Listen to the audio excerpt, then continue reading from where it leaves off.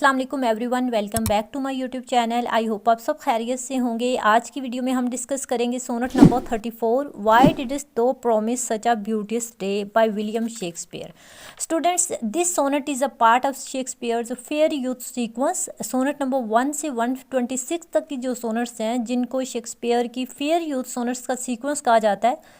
Basically इस sonnet के अंदर विलियम शेक्सपियर ने डिसअपॉइंटमेंट को एक्सप्रेस किया है after being deceived by someone he trusted by using the metaphor of sun, storm and rain. Poet अपने बिलवर्ड दोस्त को सन के साथ कंपेयर करते हैं और इस सोनेट के अंदर बेसिकली जिन थीम्स को एक्सप्लोर किया गया है उनमें broken promises, betrayal, deceive, limit of forgiveness है। This sonnet also consist of 14 lines iambic pentameter में लिखी गई है। आयम्बिक पेंटामीटर का मतलब होता है कि हर लाइन के अंदर 10 syllables with alternating stress. Rhyme scheme of the sonnet is A B C D E F G G divided into 3 quatrains and a final couplet. First quatrain के अंदर बेट्रेयल को इंट्रोड्यूस करवाया गया। सेकंड क्वाट्रेन के अंदर he describes how apologies are not enough and third जो quatrain है उसके अंदर विलियम शेक्सपियर ने जोर दिया है लास्टिंग पेन ऑफ बेट्रेयल के ऊपर।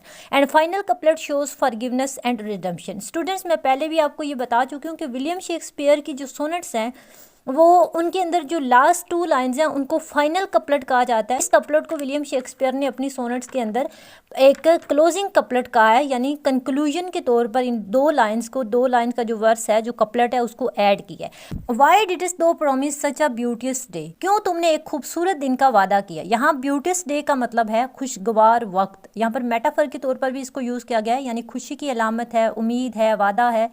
तो खूबसूरत दिन का मतलब है यहाँ पर शेक्सपियर कहते हैं कि क्यों तुमने मुस्तकबिल के ख्वाब मुझे दिखाए थे, क्यों फ्यूचर के बारे में मेरे माइंड में इतने ड्रीम्स बना दिए थे।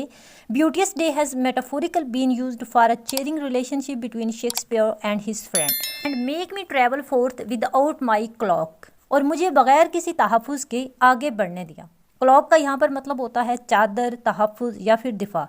तो कहते हैं कि ट्रैवल फोर्थ का मतलब है आगे बढ़ने दिया। इस लाइन से शेक्सपियर का मतलब यह है कि वो बिल्कुल भी तैयार नहीं थे इस तरह के बेट्रेयल के लिए। अचानक से उसके दोस्त ने उनको धोखा दिया जिसके लिए वो रेडी नहीं थे। तो वो कहते हैं कि तुमने मुझे क्यों वादा किया था एक खूबसूरत दिन का और मुझे बगैर किसी तहफ़्फ़ुज़ के आगे बढ़ने दिया, यानी मैं तैयार नहीं था कि तुम मेरे साथ ऐसा करोगे। लेट बेस क्लाउड्स और टेक मीट इन माई वे, मुझे बगैर तहफ़्फ़ुज़ के आगे बढ़ने दिया ताकि घटिया बादल मेरे रास्ते में आ जाएं, ताकि एंड लेट बेस क्लाउड्स और टेक मी इन माई वे, ताकि घटिया बादल मेरे रास्ते में आ जाए। यहाँ पर धोखा, तकलीफ जो है इसको बेस क्लाउड के थ्रू दिखाया गया। बेस क्लाउड मीन्स बुरे बादल, यानी घटिया, धोखा, तकलीफ। यहाँ पर बेस क्लाउड्स मेटाफर के तौर पर यूज़ हुआ है। Base cloud representing deceive and pain, और यहाँ पर पर्सोनिफिकेशन भी यूज़ की गई है। बादलों को इंसानों की तरह जो है हरकत करते हुए दिखाया गया, यानी ये जो घटिया बादल हैं ये मेरे रास्ते में आ गए हैं। ठीक है, घटिया बादल को इंसान कहा गया, तो पर्सोनिफिकेशन यूज़ हुई।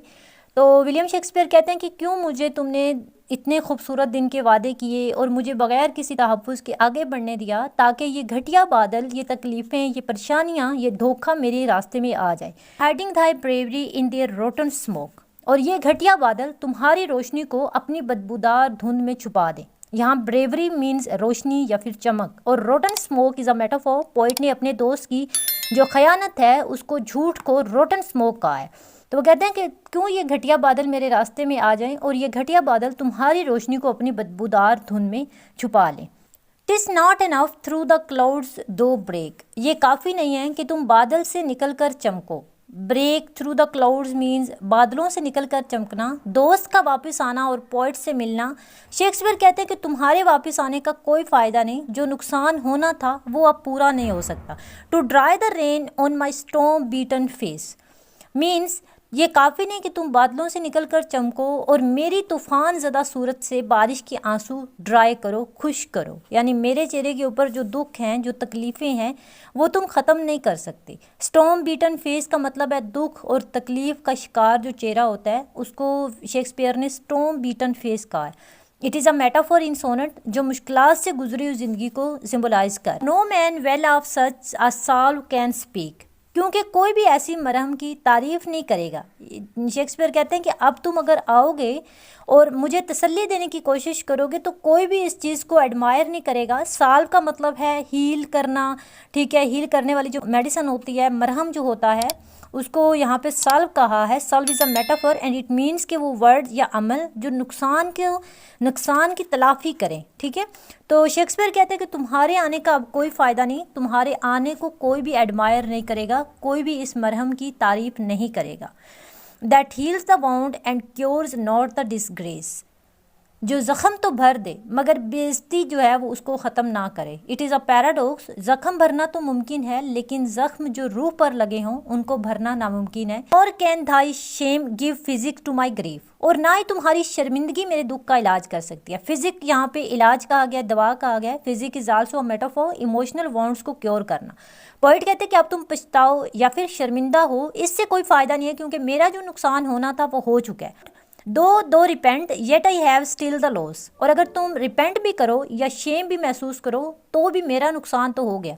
तुम्हारे अब इस तरह के इमोशंस को कैरी करना मेरे लिए कोई मानी नहीं रखता क्योंकि मेरा जो नुकसान होना था वो हो जाए। अंडर सारो लैंड्स बट वीक रिलीफ, गुनाहगार का जो अफसोस होता है वो थोड़ी ही देर तसल्ली देता है। To him that bears the strong offence cross, उस शख्स को जो गुनाह के बोझ को बर्दाश्त कर रहा होता है। इन दो लाइंस में शेक्सपियर कहते हैं कि तुम जो है मुझे तसल्ली भी दे लो तो मेरा वो बोझ कम नहीं हो सकता। क्रॉस को यहाँ पे दुख कहा गया, तकलीफ कहा गया, और क्रॉस एज मेटाफर यूज हुआ है जो दर्द की अलामत है। इन लाइंस में पोइट ये क्लियर कर रहा है कि माफ़ी मांगना आसान है लेकिन जो असल तकलीफ है तो वो उस शख्स को ही होती है जिसको धोखा दिया गया होता है। तो तुम्हारी माफ़ी मांगना या रिपेंट करना या शर्मिंदा होना अब मेरे किसी काम का नहीं है।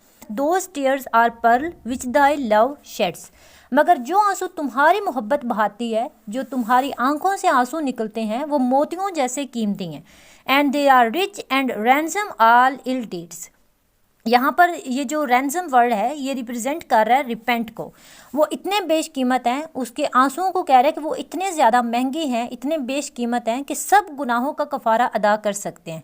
यहाँ पर टेयर्स और पर्ल जो हैं इनको मेटाफर के तौर पर यूज़ किया गया, यानी आंसू मोती हैं और ये माफ़ी को शो कर रहे हैं। इन टू क्लोजिंग लाइन्स में पोइट अपने दोस्त की आंसुओं को एक्सेप्ट कर लेता है और उसके आंसुओं को माफ़ी के काबिल समझता है। तो वो कहता है कि तुम्हारे जो आंसू हैं ये बहुत कीमती हैं और इतने कीमती हैं कि सारे गुनाहों का कफ़ारा अदा कर सकते हैं। स्टूडेंट्स, ऑल्दो शेक्सपियर ने इस सोनेट के अंदर कोई इंजरी या फिर लॉस को स्पेसिफाइड नहीं किया, लेकिन बेसिकली शेक्सपियर अपने दोस्त को रेफ़र कर रहे हैं कि तुम मेरी महबूबा, मेरी मिस्ट्रेस यानी डार्क लेडी को इम्प्रेस करने में कामयाब होगी। आई होप आपको ये सोनेट अच्छे से समझ आई होगी। अगर आपको कहीं से समझ नहीं आई तो आप कमेंट सेक्शन में पूछ सकते हैं। Thank you for watching.